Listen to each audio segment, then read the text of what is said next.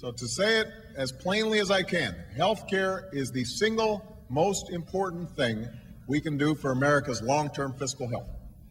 That is a fact. That's a fact.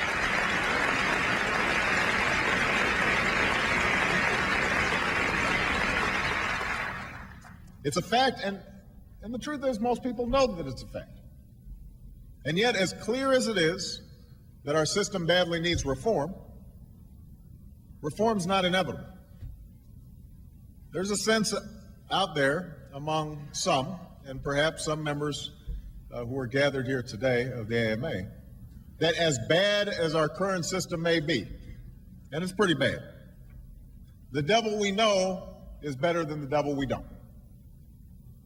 There's a fear of change, a worry that we may lose what works about our healthcare system while trying to fix what doesn't.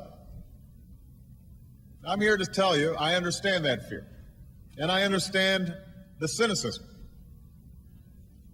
There's scars left over from past efforts at reform. After all, presidents have called for healthcare reform for nearly a century. Teddy Roosevelt called for it, Harry Truman called for it, Richard Nixon called for it, Jimmy Carter called for it, Bill Clinton called for it. But while significant individual reforms have been made, such as Medicare, Medicaid, and the Children's Health Insurance Program, efforts at comprehensive reform that covers everyone and brings down costs have largely failed.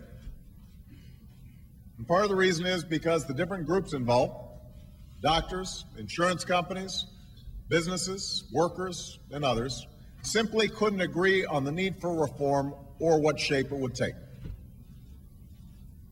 And if we're honest, another part of the reason has been the fierce opposition fueled by some interest groups and lobbyists, opposition that has used fear tactics to paint any effort to achieve reform as an attempt to, yes, socialize medicine. Now, despite this long history of failure, I'm standing here because I think we're in a different time.